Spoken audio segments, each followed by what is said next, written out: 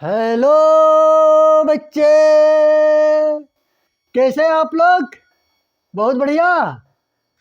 हाँ, चलिए बहुत अच्छा है। आप लोग बैठे हुए हैं, बहुत ध्यान से देखिएगा, सुनिएगा। आज क्या है कि आज चर्चा कर रहे हैं बोर्ड पर। ट्वेल्थ बोर्ड का एग्ज़ाम जो होगा बहुत नज़दीक आ गया है, जिस पर आप लोग को कुछ ऑब्जेक्टिव क्वेश्चन बताने जा रहे हैं, जो कि 100% श्योर है कि गारंटी है कि आपको लड़ेगा। ठीक है, एग्ज़ाम में आने वाला है। और इसलिए आप लोग जिसको भी यानी ध्यान से देखिएगा तो अच्छा रहेगा। और ये है कि बिहार बोर्ड का चालू होने वाला है, अब समय है नहीं, इसलिए हम सोचे कि कुछ बच्चे के लिए सहूलियत मिलेगा, जो कि वीडियो बना रहे हैं और कुछ बता देते हैं जो कि फ़ायदा हो सारे स्टूडेंट को, बिहार बोर्ड वाले को। चलिए आज यहाँ पर पहला क्वेश्चन बताने जा रहे हैं कि डेरिवेटिव ऑफ एक्स के power x with respect to x is, मतलब क्या हुआ, एक्स के सापेक्ष एक्स के पावर एक्स का अवकलज होगा। क्या होगा? 4 गो ऑप्शन है, ए बी सी डी। चारों ऑप्शन में से क्या आंसर होगा ये आप लोग को बताना है। ठीक है, तो चलिए समय को कम करते हुए ये क्वेश्चन को बताने जा रहे हैं, जो कि यहाँ पर जो दिया हुआ है उसको y इक्वल टू एक्स से पावर एक्स मान लेते हैं। अब यहाँ पर कुछ चर्चा कर देते हैं। चर्चा करते हैं कि वेरिएबल के पावर वेरिएबल रहेगा, तो हम लोग दोनों साइड क्या लेते हैं? लॉग लेते हैं। लॉग लेकर ही सॉल्व करते हैं। यदि वेरिएबल के पावर वेरिएबल रहेगा, यानी कहने का मतलब क्या, वेरिएबल के पावर बल हो तो इसमें हम लोग लॉग लेते हैं। ठीक है, यहाँ पर जो दिया था एक्स से power x with respect to x के अनुसार करना है, तो y इक्वल टू एक्स के पावर एक्स ले लिए, मान लिए। ठीक है, अब चलिए, क्योंकि यहाँ पर वेरिएबल के पावर वेरिएबल है, कहीं भी क्वेश्चन में रहेगा वेरिएबल के पावर वेरिएबल तो लॉग लेकर ही बनाना होगा, या कम्प्लेक्स होगा बहुत ज़्यादा तो इसमें लॉग लेकर ही बनाते हैं। तो चलिए, taking the log to the base 10 नहीं, ई बेस ई लॉग यहाँ पर लिख सकते हैं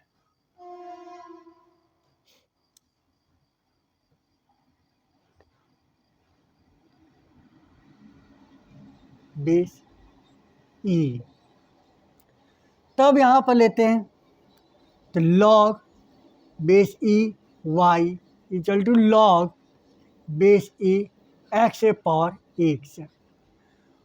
चलिए, log base e y equal to, ये पावर है यहाँ पर इंटू हो जाता है, x log base e x, क्योंकि ये फार्मूला होता है लॉग ए एक्स से पावर ए के पावर एन रहता है, तो एन लॉग ए लिखते हैं इसके अकॉर्डिंग, या बी लिख देते हैं या बी लिख दीजिए, कोई फर्क नहीं पड़ता है। चलिए यहाँ पर, अब यहाँ पर क्या है, चलिए d by d x with respect to x निकाल लेते हैं, तो log base e y equal to d by d x log base e x ले लेते हैं। अब यहाँ पर देखिए, ध्यान दिए, ये y है, यहाँ पर एक्स है, तो ये ऑपरेशन होगा y के रिस्पेक्ट में करना होगा, तो d log base e y by d y into d y by d x is equal to, ये यू इंटू भी पर टूटेगा, ये क्या होगा यू और भी तो यू बाहर कर दिए, भी d log base e x divided by d x plus log base e x d x by d x. अब इसका क्या हो जाएगा 1 by y d y by d x.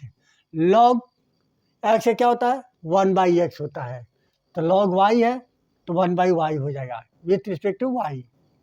तो इक्वल टू, अब यहाँ पर इसका भी क्या होगा x into 1 by x plus log base e x, इसका 1 हो जाएगा। तो वाई को उधर ले जाते हैं, like that d y by d x is equal to y bracket में ये तो कट जाएगा 1 plus log base e x. Y का वैल्यू क्या हो जाएगा आपको x power x 1 plus log base e x, यही आंसर हुआ।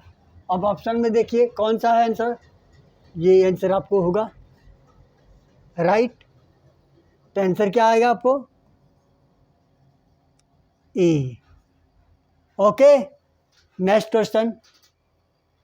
चलिए दूसरा number question, the radius of a circle is increasing at the rate of 0.7 centimetre पर सेकेंड, तो what is the rate of increase of its circumference.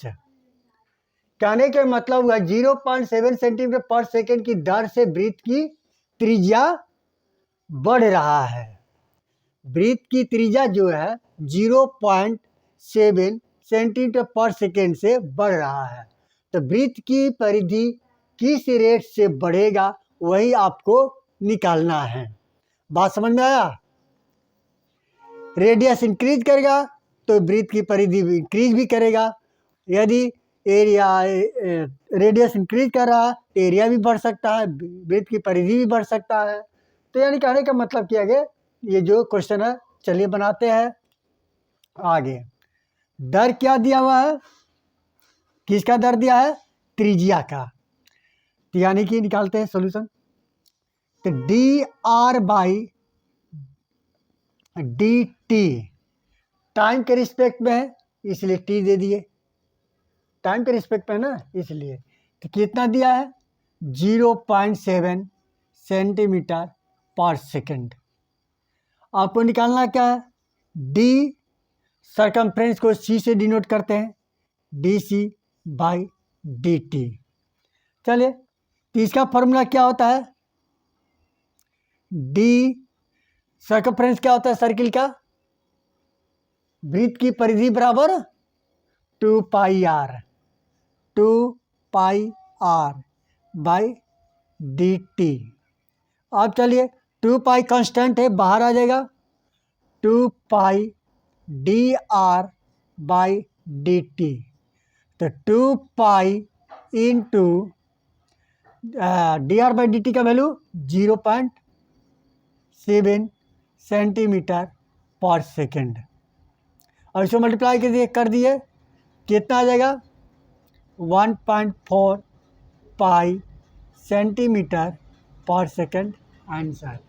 अब चलिए इतना answer है 7 टू या 14 यानी 1.4 पाई सेंटीमीटर पर सेकेंड स्क्वायर। अब ये देखिए न ए में है न बी में है न सी में है, तो none of these answer. Answer क्या होगा डी।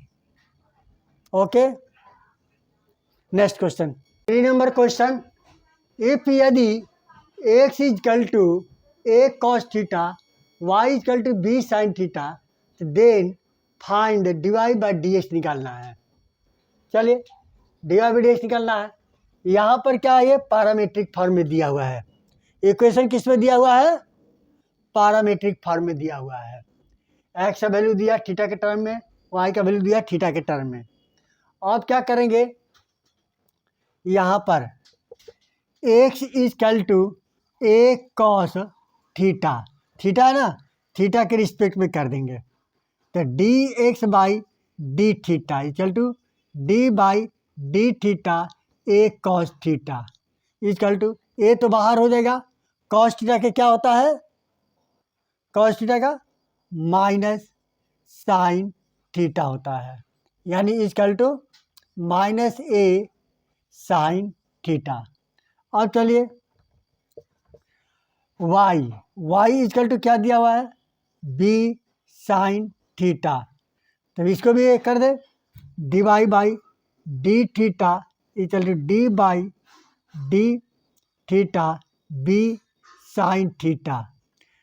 तो बी तो बाहर आ गया, साइन थीटा क्या हो जाएगा, कॉस थीटा। अब यहाँ पर क्या निकालना है, देखिए d y by d x, तो d y by d theta divided by d x by d theta. अब इसका वैल्यू कितना दिया हुआ ऊपर वाला का, ये, तो b cos theta by minus a sine theta, यानी क्या हो जाएगा, माइनस पर चल जाएगा, तो minus b by a cos by sine क्या देता है, कॉट थीटा। ऑप्शन में देखिए तो कोई है आंसर, ये, यानी कि आंसर क्या हुआ, ये। ओके, चलिए 4 नंबर क्वेश्चन, सबसे इम्पोर्टेंट क्वेश्चन है, ये एग्जाम में आता है, हमेशा आते रहता है, ठीक है। चलिए क्या बनाना है, integration 1 minus sine x by cos square x d x is equal to, माने किसके इक्वल है ये निकालना है, इसका वैल्यू निकालना है, समझिए। Integration 1 minus sine x by cos square x d x, separate divide कर देते हैं, 1 by cos square x minus sine x by cos square x और d x is equal to integration, इसका formula sec square x minus इसका sine x by cos x into cos x d x, यानी क्या आया, sec square x minus sine by cos क्या देगा, tan x, 1 by cos क्या देगा, sec x और d x is equal to integration अब अलग कर देते हैं, sec square x minus d x minus integration sec x into tan x d x. अब इसका क्या हो जाएगा, सेक का टैन होता है टैन एक्स माइनस इसका क्या होगा, सेक एक्स और प्लस सी लास्ट में जोड़ देते हैं। तो अब देखिए ऑप्शन में कौन सा है, ए, तो ए आंसर होगा, आंसर क्या होगा, ए। ओके, चलिए 4 नंबर क्वेश्चन, सबसे इम्पोर्टेंट क्वेश्चन है, ये एग्जाम में आता है, हमेशा आते रहता है, ठीक है। चलिए क्या बनाना है, integration 1 minus sine x by cos square x d x is equal to, माने किसके इक्वल है ये निकालना है, इसका वैल्यू निकालना है, समझिए। Integration 1 minus sine x by cos square x d x, separate divide कर देते हैं, 1 by cos square x minus sine x by cos square x और d x is equal to integration, इसका formula sec square x minus इसका sine x by cos x into cos x d x, यानी क्या आया, sec square x minus sine by cos क्या देगा, tan x, 1 by cos क्या देगा, sec x और d x is equal to integration अब अलग कर देते हैं, sec square x minus d x minus integration sec x into tan x d x. अब इसका क्या हो जाएगा, सेक का tan होता है tan एक्स माइनस इसका क्या होगा सेक एक्स और प्लस सी लास्ट में जोड़ देते हैं। तब देखिए ऑप्शन में कौन सा है, ए, तो ए आंसर होगा, आंसर क्या होगा ए। ओके, चलिए 5 number question, let a be a square matrix of order 3/3। A क्या है, एक स्क्वायर मैट्रिक्स है और ऑर्डर क्या है 3/3 का, नंबर ऑफ रो 3 है और नंबर ऑफ कॉलम 3 है। देन डिटरमिनेंट के ए इज इक्वल टू, तो इसका वैल्यू इस चारों में से क्या होगा। यानी माना कि ए एक 3/3 क्रम का वर्ग आयु है, तब डिटरमिनेंट के ए बराबर होगा, चलिए इसका वैल्यू निकालते हैं। ए क्या है 3/3 मैट्रिक्स है, मान लेते लेट ए इक्वल टू क्या लेते हैं, ले लीजिए A1 A2 A3 B1 B2 B3 C1 C2 C3 ले लिए। अब चलिए, अब यहाँ पर जिसका वैल्यू निकालना है डिटरमिनेंट करके उसको लेना है, तो के ए का डिटरमिनेंट इक्वल टू, अब लिखिए डिटरमिनेंट के ए का value A1 A2 A3 B1 B2 B3 C1 C2 C3 ये निकला का डिटरमिनेंट। चलिए अब आगे आप क्या करेंगे, के से मल्टीप्लाई कर देंगे, तो के से मल्टीप्लाई होता है डिटरमिनेंट मैट्रिक्स में, तो क्या होता है सारे एलिमेंट्स के साथ आपको मल्टीप्लाई होता है। क्या होता है, सारे एलिमेंट जितने भी एलिमेंट्स है 9 एलिमेंट्स है, 9 एलिमेंट्स में आपको के से मल्टीप्लाई कर देना है। ठीक है, मैट्रिक्स का मतलब कि के से मल्टीप्लाई कर रहा है, कोई भी आपको स्केलर नंबर से मल्टीप्लाई किया जाता है तो सारे एलिमेंट्स में मल्टीप्लाई किया जाता है, समझ गए। इस सभी जितने भी नंबर है सबके साथ मल्टीप्लाई कर दीजिए, तो क्या होगा A1 के A2 के A3 के B1 के B2 के B3 के C1 के C2 के और C3 के मल्टीप्लाई कर दिया। अब इसका डिटरमिनेंट निकालना है। चलिए अब यहाँ पर अब डिटरमिनेंट में क्या होता है, किसी एक कॉलम या किसी एक रो से निकाला जाता है, तो हम इससे आपको के कॉमन ले लिए R1 से, फिर R2 से ले लिए, फिर R3 से ले लिए कि तो बचेगा क्या A1 A2 A3 B1 B2 B3 C1 C2 C3 ये हुआ। अब यहाँ पर k इंटू के क्या हो जाएगा, के पावर 3 डिटरमिनेंट। अब इसका वैल्यू क्या ले सकते हैं, ये a का डिटरमिनेंट है। तब ये 4 ऑप्शन में से अब चूज कीजिए कौन सा ऑप्शन है, आपको बी आपका ऑप्शन है, तो आंसर क्या होगा बी। ओके, 6 नंबर क्वेश्चन देखिए, the degree of the differentiation equation यानी हिंदी अवकलन समीकरण का घात होगा, यानी इस समीकरण का घात क्या होगा, यानी डिग्री डिफाइन करना।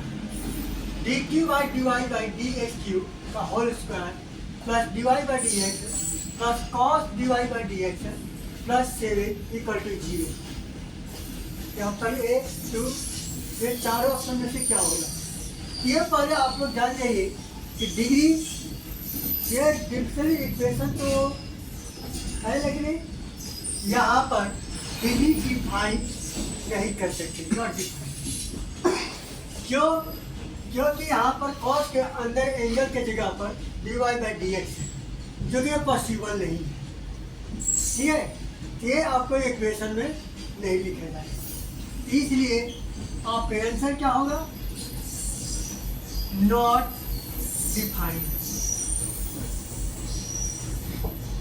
क्यों? क्योंकि कॉस एंगल के जगह पर d y by d x है, जो कि एंगल के जगह पर d y by d x नहीं होना चाहिए। Okay, next question, 7 number question. अब यहाँ पर ध्यान देना है कि ये इंटीग्रेशन का सवाल है। ठीक है, ये मेरे ख्याल से 100% श्योर है कि ये एग्जाम में आने वाला है, निश्चित है कि एग्जाम में आएगा ही। इस बार 2024 में जो क्वेश्चन पूछेगा मैथमेटिक्स का 12th क्लास का जो क्वेश्चन, उसमें आपको ये क्वेश्चन जरूर निश्चित है कि आएगा, ये गारंटी है। चलिए, एक्स ई के power x by 1 plus x का whole square d x is equal to, इसके इक्वल कौन सा है? इस चार ऑप्शन में से कौन सा बराबर होगा? तो ये चलिए हम लोग निकालते हैं। कैसे? तुरंत कैसे निकलता है? चलिए, यहाँ पर इंटीग्रेशन एक्स ई के power x by 1 plus x का होल स्क्वायर डी एक्स है, इक्वल टू ई के पावर एक्स से अलग कर लेते हैं, ब्रैकेट में एक्स बाई 1 प्लस एक्स का होल स्क्वायर, ऐसे लिख सकते हैं d x equal to integration e के पावर एक्स, और ये जानते हैं किस फॉर्मूला को चेक कर रहे हैं? ये इंटीग्रेशन ई के पावर एक्स ब्रैकेट में F x plus F dash x d x, F dash x d x के इक्वल क्या होता है? ई के पावर एक्स एफ एक्स होता है प्लस सी। इसी के फॉर्म में हम ये चीज़ को चेंज करेंगे, तो ये चीज़ आना चाहिए यहाँ ब्रैकेट के अंदर जो है। तब इसमें क्या होता है? 1 प्लस एक्स है ना, क्या एक्स, तो 1 प्लस एक्स माइनस 1 लिख सकते हैं, इससे तो कोई डाउट नहीं। चलिए, अब इसके बटा में कर देते हैं 1 प्लस एक्स का होल स्क्वायर, फिर इसके बटा में लिख देते हैं 1 प्लस एक्स का होल स्क्वायर और डी एक्स। अब यहाँ पर ये 1 प्लस है, ये 1 प्लस, तो इसको कटा सकते हैं, कट गया। क्या बचेगा आपको? ई के पावर एक्स ब्रैकेट में 1 by 1 plus x minus 1 by 1 plus x का whole square d x. Let मान लेते हैं 1 by 1 plus x equal to f x, तो एफ डैश एक्स क्या आ जाएगा? माइनस 1 बाई 1 प्लस एक्स का स्क्वायर आएगा ना।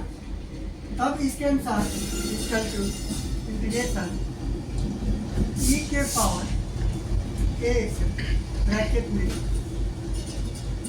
यहाँ पर लिख सकते हैं एफ एक्स प्लस यहाँ पर एफ डैश एक्स और डी एक्स। इसे रिजल्ट क्या लिखते हैं? ई के power x f x plus c equal to e के पावर एक्स, एफ एक्स क्या है? 1 by into 1 by 1 plus x plus c. Option में से देखिए, चूज कीजिए कौन सा ए है, ए ही आ रहा है, तो आंसर क्या होगा? ए, आंसर ए। ओके, चलिए 8 number question. The direction ratio of a line are 2, 3, 7, then its direction cosines are, यानी कि डायरेक्शन रेशियो दिया हुआ है और आपको डायरेक्शन कोसाइन निकालना है। बात समझ में आया? इसको हिंदी में क्या बोलते हैं? किसी सरल रेखा के दिक् अनुपात 2, 3, 7 है तो इसका दिक् कोज्यत है, क्या होगा बताइए। ये 4 ऑप्शन में से चुनना है, इसी 4 ऑप्शन में आपको आंसर दिया हुआ है। चलिए ये जरा पर ध्यान दीजिए कि डायरेक्शन रेशियो दिया रहता है तो डायरेक्शन कोसाइन कैसे निकालते हैं। चलिए डायरेक्शन रेशियो दिया हुआ है, यानी कि ए का वैल्यू 2, बी का वैल्यू 3 और सी का वैल्यू 7, ठीक है। ये क्या है? Direction ratio. और डायरेक्शन कोसाइन, डायरेक्शन कोसाइन निकालना है साइन, तो होता है l m n. L equal to क्या होता है फॉर्मूला? एल इक्वल टू क्या होता है बोलिए? A by square root a square plus b square plus c square, comma b by square root a square plus b square plus c square, comma c by square root a square plus b square plus c square. इसी के according आपको निकालना है। तो क्या आएगा आपको? ए का वैल्यू 2 बाई रूट कितना हो जाएगा? 2 का स्क्वायर प्लस 3 का स्क्वायर प्लस 7 का स्क्वायर, कमा 3 बाई स्क्वायर रूट 2 का स्क्वायर प्लस 3 का स्क्वायर प्लस 7 का स्क्वायर, कमा 7 बाई स्क्वायर रूट 2 का स्क्वायर प्लस 3 का स्क्वायर प्लस 7 का स्क्वायर, यानी इसका टू क्या आएगा आपको? 2 बाई, अब इसका कितना होगा? 7 का स्क्वायर 49, 3 का स्क्वायर 9, 2 का स्क्वायर 4, ऐड कर दीजिए 18, 18, 22, 2, ठीक है, 2 चीज 6, 62, यानी स्क्वायर रूट 62, कमा इसी तरह 3 बाई रूट 62, कमा 7 बाई रूट 62, यही आपका आंसर होगा। यानी देखिए ऑप्शन में कौन सा है? पहला नहीं है, दूसरा नहीं है, तीसरा है, यानी सी। आंसर क्या होगा? सी। ओके, चलिए 9 नंबर क्वेश्चन। अब यहाँ पर tan inverse x by y minus tan inverse x minus y upon x plus y equal to, यानी इसका वैल्यू आपको क्या होगा इसमें से? π/3, π/4, π/2, -3 π/4, इसमें से चारों ऑप्शन में से क्या आंसर होगा? चलिए अब देखते हैं, बनाते हैं। और ये क्वेश्चन यानी कि आप लोग जानते होंगे कि एक फॉर्मूला होता है कि tan इनवर्स एक्स प्लस, यानी ये क्या ए ले लेते हैं, a plus tan inverse b equal to लिखते हैं। अब क्या लिखते हैं देखिए, तो tan inverse a plus b by 1 minus a b, ये होता है। आप लोगों को जानकारी होगा, ठीक है।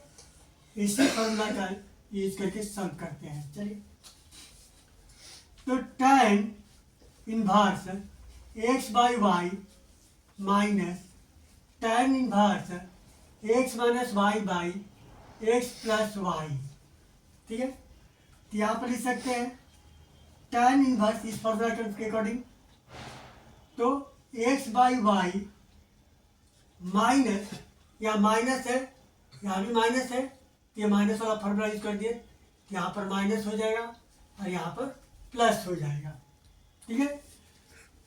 माइनस बी क्या है? X minus y by x plus y upon, अब क्या आ जाएगा आपको? 1 plus x by y into x minus y by x plus y. इसे सिंप्लीफाई कर लीजिए, क्या आएगा, tan इनवर्स, दोनों का एलसीएम ले लीजिए तो वाई एक्स प्लस वाई, सब कीजिए तो x square plus x y minus x y plus y square divided by, फिर इसको भी करते हैं तो क्या आएगा, वाई एक्स प्लस वाई, तो फिर यहाँ पर x y plus y square plus x square minus x y. मेरे ख्याल से ये चीज़ कट गया, अब इसमें से ये कटेगा और इसमें से ये भी कट जाएगा, बचेगा क्या, तो लिखिए तो tan inverse x square plus y square by x square plus y square, ये भी कट गया, यानी tan इनवर्स 1।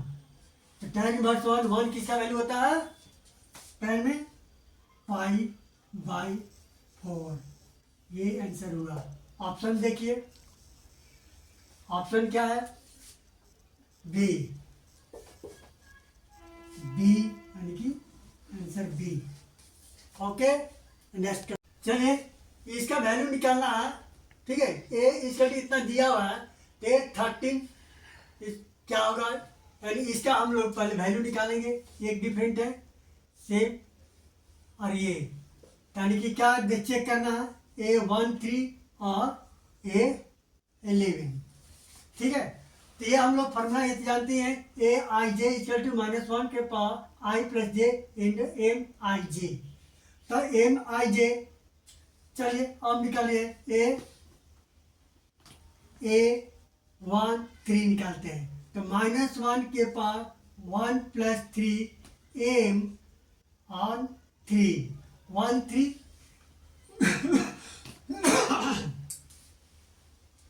1 3 है। तब यहाँ पर इसका निकाल रहे हैं, इस चीज़ का, इस रो और कलम को हटा दीजिए, इस रो और कलम को, बच गया ये दोनों, तो इसके जगह पर लिखिए -1 के पावर 4 और 92303। अब इसको सॉल्व कीजिए, तो -1 के पावर 4 क्या आएगा, 1, इसे सॉल्व कीजिए तो 6 माइनस 0 यानी 6, कोई ऑप्शन है, हाँ ये है। अब चलिए नेक्स्ट A11 दिया हुआ है, ऐसे भी चेक कर लेते, हो सकता है, तब इसके अकॉर्डिंग A11 यानी कि -1 के पावर 1 प्लस 1 M11, चलिए तो -1 के पावर 2, और इसका क्या हो जाएगा, रो और कलम, ये फर्स्ट रो को हटाइए, फर्स्ट कलम को हटाइए, तो ये बचा, इसको लिख दीजिए 3 2 3 4। तब इसका रिजल्ट क्या आ जाएगा, -1 के पावर 2 यानी कि 1, इसे सॉल्व कर देते हैं, 4 3 जा 12 -6, घटेगा तो क्या आएगा 6, यानी ऑप्शन डी। ये आंसर क्या होगा, आंसर ए और डी दोनों आंसर आएगा। ओके, चलिए, हाँ एक चीज बात बताने जा रहे हैं कि आगे और आप लोग को क्वेश्चन आपको देंगे जो कि एग्जाम में आने वाला है, ठीक है। मेरे ख्याल से 100% श्योर है कि आपको ये क्वेश्चन लड़ जाएगा, ठीक है। ऑब्जेक्टिव और सब्जेक्टिव दोनों का वीडियो बनाने जा रहे हैं, आप लोग देखते रहिए और मेरे साथ जुड़े रहिए, और आगे भी आपको बहुत अच्छा लगेगा, क्योंकि आपको निश्चित है कि आपको 75% निश्चित है कि 100% निश्चित है कि आपको क्वेश्चन लड़ेगा, ये दावा है मेरा, ठीक है। आप लोग बने रहिए और देखते जाइए, नेक्स्ट वीडियो नेक्स्ट समय आपको डालेंगे। ओके।